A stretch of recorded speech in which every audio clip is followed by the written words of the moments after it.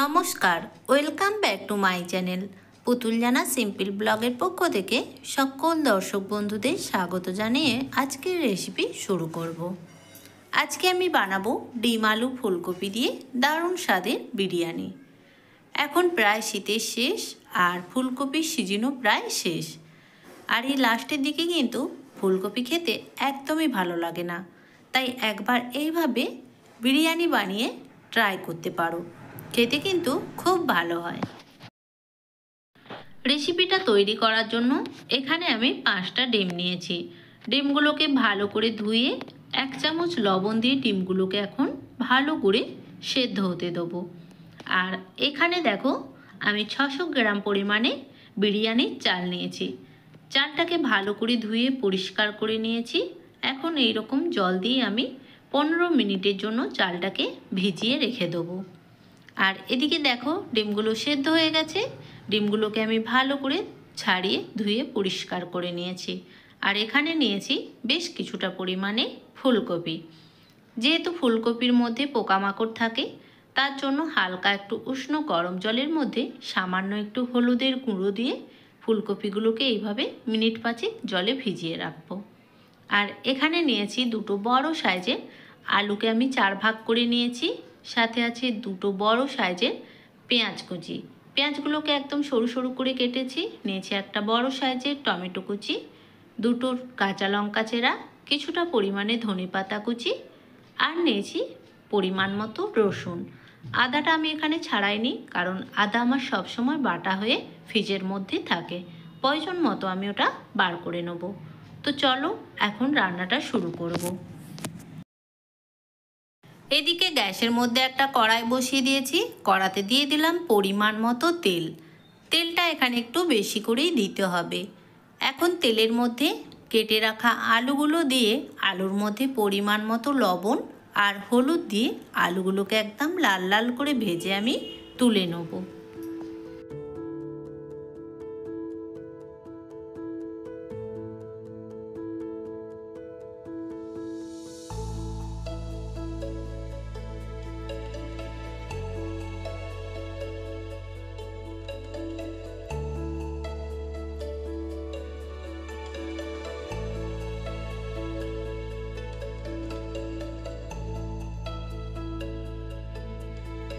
এখানে আলুগুলো ভাজা হতে থাক, ততক্ষণে আমি ওদিকে বিরিয়ানির জন্য ভাতটা রেডি করব।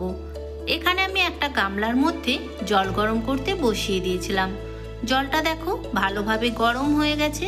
এখন এর মধ্যে আমি দিয়ে দিলাম কিছু গোটা গরম মশলা আর দিয়ে দিলাম 4 থেকে 5টা তেজপাতা।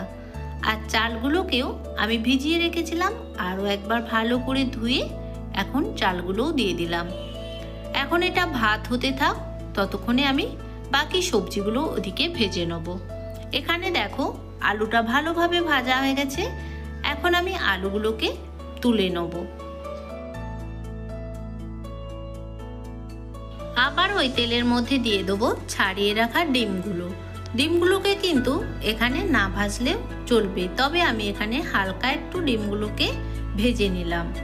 আবার ওই তেলের মধ্যে ফুলকপিগুলোকে দিয়ে ফুলকপির মধ্যে লবণ আর হলুদ দিয়ে ফুলকপিগুলোকেও ভালো করে ভেজে আমি তুলে নেব।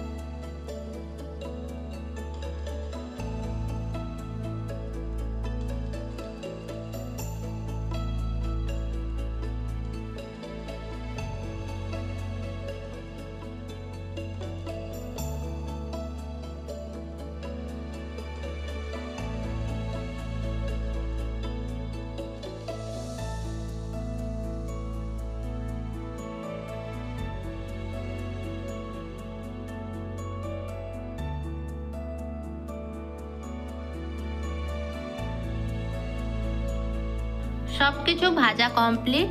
এখন এই তেলের মধ্যে আমি দিয়ে দিলাম 2টো বড় সাইজের পেঁয়াজ কুচি। এখানে কিন্তু পেঁয়াজগুলোকে একদম লাল লাল করে ভাজতে হবে। পেঁয়াজটা ততক্ষণ এখানে ভাজা হতে থাক, ওদিকে আমি ভাতটা কতটা হয়েছে দেখে নেব। এদিকে ভাতটাও দেখো ফুটে উঠেছে। আর এখন আমি এই ভাতের মধ্যে দিয়ে দেবো পরিমাণ মতো লবণ। এই সময় লবণটা দিয়ে দিলে ভাতের মধ্যে লবণটা একদম ঠিকঠাক থাকে। এখানে কিন্তু ভাতটাকে আমি পুরোপুরি রেডি করব না, জাস্ট 80% মতো ভাতটাকে সেদ্ধ করে নেব। লবণটা দিয়ে দিলাম। এখন ভাতটাকে আর অল্প একটু ফুটিয়ে এটাকে আমি একটা ঝুড়ির মধ্যে ঢেলে ফ্যানটা ঝরিয়ে নেব। এখানে পেঁয়াজটা আমার ভালোভাবে ভাজা হয়ে গেছে। এর থেকে বেশি আর লাল করে ভাজবো না, পেঁয়াজ বেশি ভাজা হয়ে গেলে কিন্তু তেতো লাগতে পারে। এ থেকে অল্প একটু পেঁয়াজ আমি তুলে রাখলাম ব্রেস্তার জন্য, আর বাকি পেঁয়াজটার মধ্যে আমি মশলাটা রেডি করব। এখন এই পেঁয়াজের মধ্যে দিয়ে দিলাম কেটে রাখা টমেটো, দিয়ে দিলাম 1 চামচ পরিমাণে রসুন বাটা, 1 চামচ দিয়ে দেবো আদা বাটা। আর এখানে গুঁড়ো মশলা বলতে নিয়েছি 1 চামচ হলুদের গুঁড়ো, 1 চামচ নিয়েছি লঙ্কার গুঁড়ো। কালারটা যাতে ভালো আসে তার জন্য দিয়ে দেবো 1/2 চামচ পরিমাণে কাশ্মীরি লঙ্কার গুঁড়ো, সাথে দেবো 1 চামচ জিরের গুঁড়ো আর 1 চামচ দিয়ে দেবো ধনের গুঁড়ো। এখন এই শুকনো মশলাগুলোর মধ্যে সামান্য একটু জল দিয়ে মশলাটাকে খুব ভালো করে কষিয়ে নেব। ততক্ষণে মশলাটা এখানে কষাতে থাক, ওদিকে আমি লিকুইড দুধের একটা মিশ্রণ বানিয়ে নেব।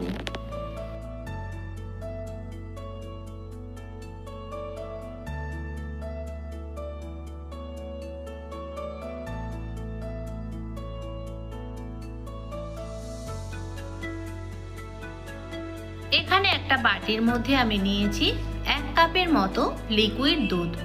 এখন এই দুধের মধ্যে দিয়ে দিলাম 1 চামচ পরিমাণে গোলাপ জল, দিয়ে দেবো 1 চামচ পরিমাণে কেওড়া ওয়াটার, সাথে দেবো 2 ড্রপের মতো মিঠা আতর আর সামান্য একটু ফুড কালার। সব কিছু ভালো করে মিক্স করে এটাকে ঢাকনা দিয়ে ঢেকে সাইডে রেখে দেবো। এদিকে মশলাটাও আমার প্রায় কষানো কমপ্লিট। এখন আমি এর মধ্যে দিয়ে দেবো 2 চামচ পরিমাণে টক দই। টক দইটা কিন্তু এখানে অবশ্যই করে দিতে হবে। সাথে দিয়ে দেবো 2 চামচ পরিমাণে বিরিয়ানি মশলা আর দেবো বেশ কিছুটা পরিমাণে ধনেপাতা কুচি। এখন এই সমস্ত কিছু মশলার সাথে আরও মিনিট 2 ভালো করে আমি কষিয়ে নেব।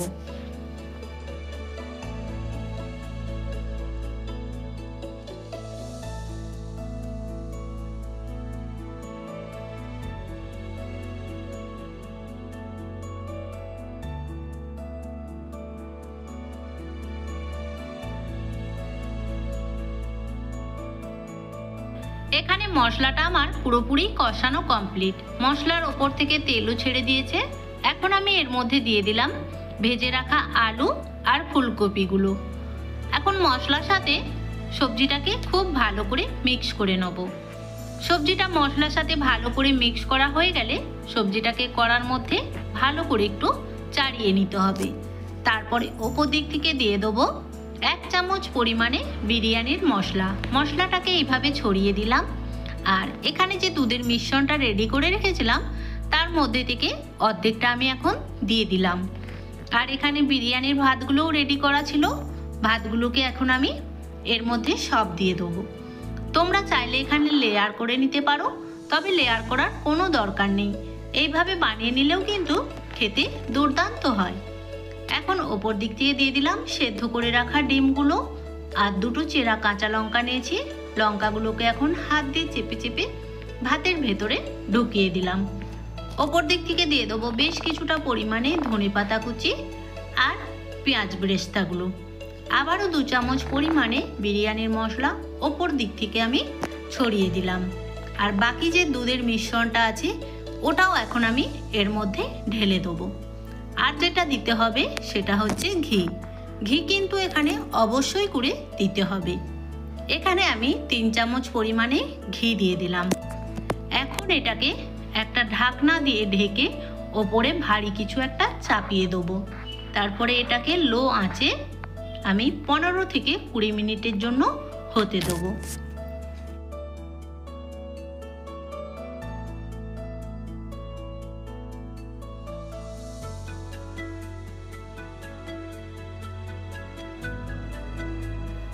20 মিনিট লো আঁচে হওয়ার পর আরও 5 মিনিট আমি এমনিই রেখে দিয়েছিলাম।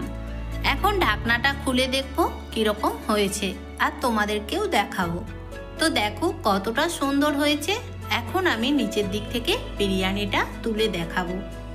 এখন প্রায় শীতের শেষ আর ফুলকপির সিজনও প্রায় শেষ। এই সময় কিন্তু ফুলকপি খেতে অতটা ভালো লাগে না, তাই বলছি একবার এইভাবে বিরিয়ানি বানিয়ে দেখতে পারো, খেতে কিন্তু দুর্দান্ত হয়। সবাই কিন্তু খুব ভালোবেসে খেয়ে নেবে। এখন আমি এটাকে গরম গরম পরিবেশন করব। তো আজকের রেসিপি তোমাদের কেমন লাগলো অবশ্যই কিন্তু কমেন্টের মাধ্যমে জানাবে। আর যদি ভালো লেগে থাকে প্লিজ একটা লাইক, কমেন্ট আর বেশি বেশি করে বন্ধুদের সাথে শেয়ার করার অনুরোধ রইল। আর আমার চ্যানেলে যদি নতুন বন্ধু হয়ে থাকো প্লিজ চ্যানেলটাকে সাবস্ক্রাইব করে পাশে থেকো। তো আজকের মতো এখানেই টাটা। সবাই ভালো থেকো, সুস্থ থেকো। দেখা হবে আবার নতুন কোনো রেসিপির সাথে। ততক্ষণ সবাই ভালো থেকো। তো আজকের মতো টাটা।